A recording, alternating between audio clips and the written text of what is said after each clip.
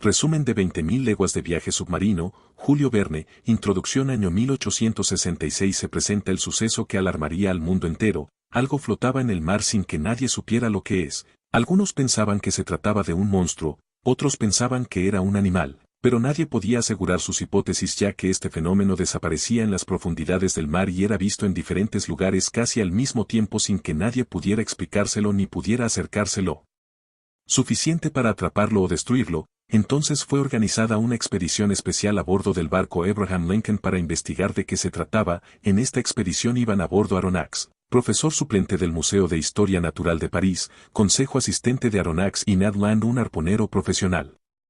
En su primer encuentro con este fenómeno sostienen un enfrentamiento, por accidente caen al mar y son secuestrados. Así protagonizaron el viaje por las peligrosas pero maravillosas profundidades del mar en la nave que a todos atemorizaba llamada Nautilus, comandada por el enigmático Capitán Nemo. Los tuvo recluidos contra su voluntad casi por un año sin que éstos pudieran entender al 100% las razones por las que el capitán tuviera tanto odio a la sociedad. Cuando estos fueron liberados del Nautilus no supieron jamás nada del destino de la nave, ni del capitán ni de la tripulación.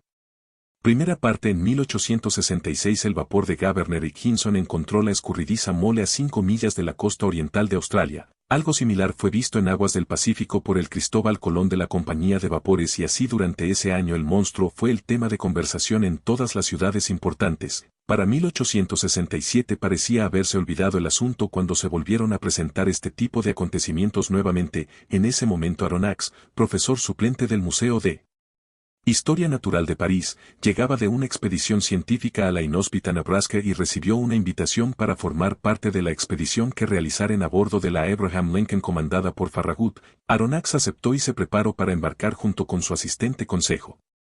Ya habían transcurrido 3 meses del viaje y no encontraban lo que buscaban, hasta que una noche Ned Land, el arponero de la tripulación, vio sobre el mar un enorme óvalo muy alargado. En el centro se condensaba un foco incandescente, su irresistible brillo se extinguía por sucesivas gradaciones. Toda la tripulación trabajó para alejarse del foco luminoso. El óvalo avanzó con gran rapidez hacia ellos, deteniéndose a 20 pies antes, apagándose gradualmente sin sumergirse. Todos permanecieron alertas, preparándose para las órdenes del comandante. Al amanecer ordenó al maquinista que aumentara la velocidad hacia aquella cosa extraña. Al estar más cerca de él, un artillero le disparó. La detonación retumbó resbalándose sobre la redonda superficie de aquello que terminaron por pensar que era un animal. Era lógico esperar que se rindiera, lo cual no sucedió. Entonces Ned Land lanzó su arpón que parecía haber dado con un cuerpo duro. El foco eléctrico se expandió súbitamente y 2 trombas de agua barrieron el puente de proa a popa, derribando a los hombres, destrozando los aparejos y las trabas de los botes. Aronnax cayó al mar, sorprendido vio desaparecer las luces de la Abraham Lincoln.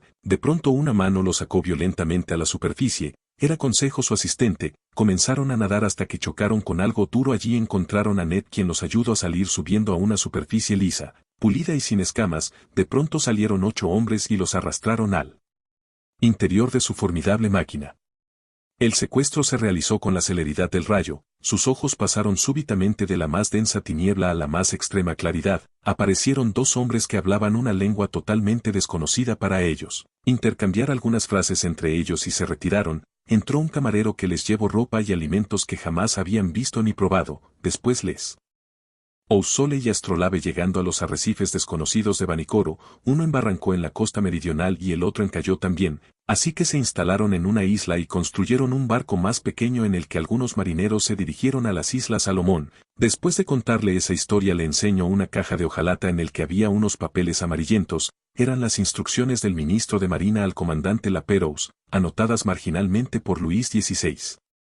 Una semana después comenzó el año de 1868. Habían abandonado Vanikoro y se dirigían a el estrecho de Torres cuando de pronto el Nautilus chocó contra un peñasco, permaneciendo inmóvil y ligeramente inclinado a babor, teniendo que esperar que la marea subiera para que los pusiera a flote. Ned pidió permiso al capitán de salir en la canoa para ir a la isla que estaba cerca y poder cazar algún animal. El capitán les autorizó la salida. Sin perder tiempo bajaron a la isla donde se sintieron libres. En El momento que estaban planeando no regresar al Nautilus, una piedra cayó a sus pies. En el mismo instante que eran atacados por unos salvajes, corrieron a la canoa para ponerse a salvo y regresar al Nautilus, olvidando así sus planes. El 13 de enero llegaron al mar de Timor. El capitán tomó sus gemelos, examinó el horizonte quedando inmóvil. De pronto dijo a 4 de sus subordinados que llevaran a Aronnax, Consejo y Ned a la celda donde habían permanecido la primera noche. Estos obedecieron, permaneciendo encerrados hasta el día siguiente, que llevaron a Aronnax a un camarote en donde había un hombre con el cráneo roto por un instrumento. Dejando los sesos al desnudo, después de curarlo y vendarlo, dijo al capitán que no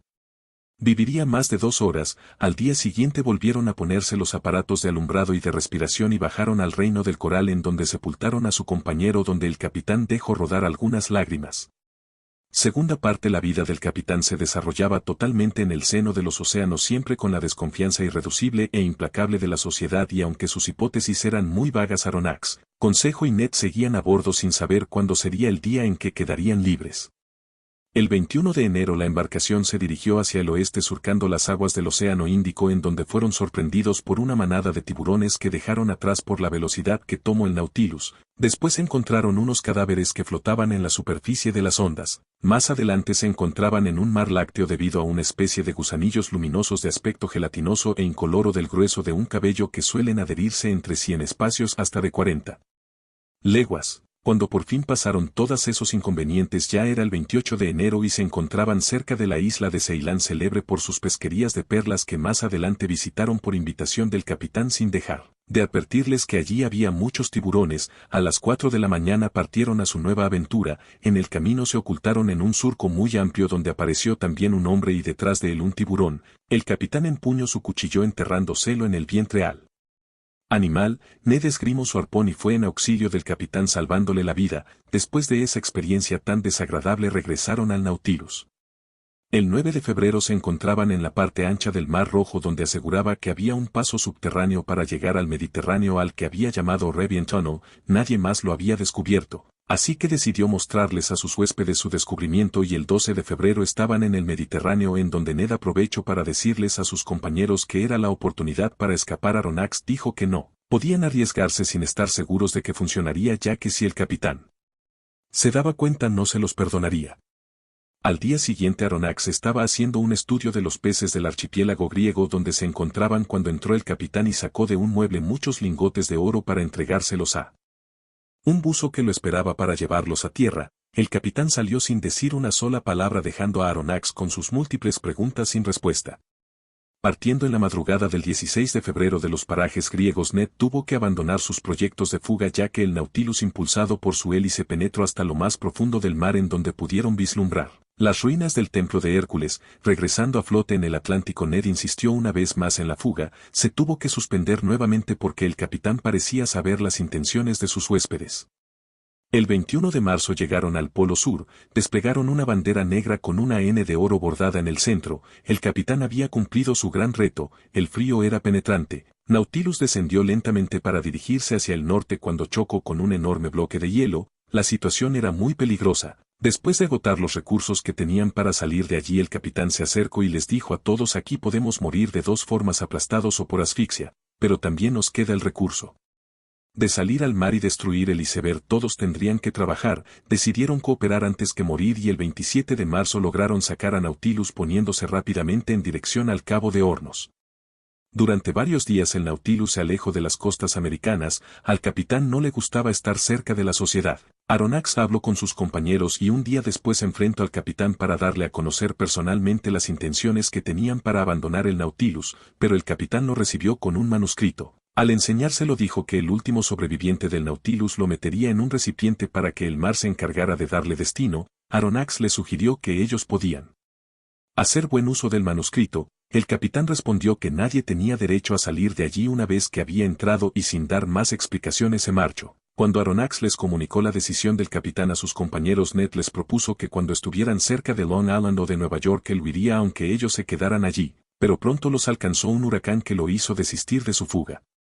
El 2 de junio se escuchó un cañonazo que venía de un barco de guerra, el que muy pronto fue derribado por el capitán. Cuando esto pasó, el capitán fue a su cámara, seguido por Aronnax. Detrás de los cuadros de sus héroes había el de una mujer y 2 niños a los que tendió sus brazos. Se arrodilló y echó a llorar. A partir de ese momento la vigilancia desapareció y Aronnax junto con sus compañeros vieron verdaderamente la oportunidad de fugarse, así que sin pensarlo se prepararon para llevar a cabo su plan. Estando a 20 millas del este, salieron del Nautilus cuando escucharon voces y gritos adentro. Por un momento pensaron que se habían dado cuenta de su huida, pero estaban en medio del remolino del Maelstrom que los atrapó desapareciéndolos de la superficie. A la canoa en la que se fugaban Aronnax y sus compañeros la lanzó cerca de las islas Loften, donde fueron rescatados por un pescador que los llevó a su cabaña y tiempo después pudieron regresar a Francia, sin saber jamás nada del Nautilus. Personajes: Aronnax, protagonista de la historia y profesor del Museo de París. Capitán Nemo, protagonista de la historia y capitán de Nautilus. Consejo, asistente de Aronnax. Ned Land, arponero. Farragut, comandante de Abraham Lincoln.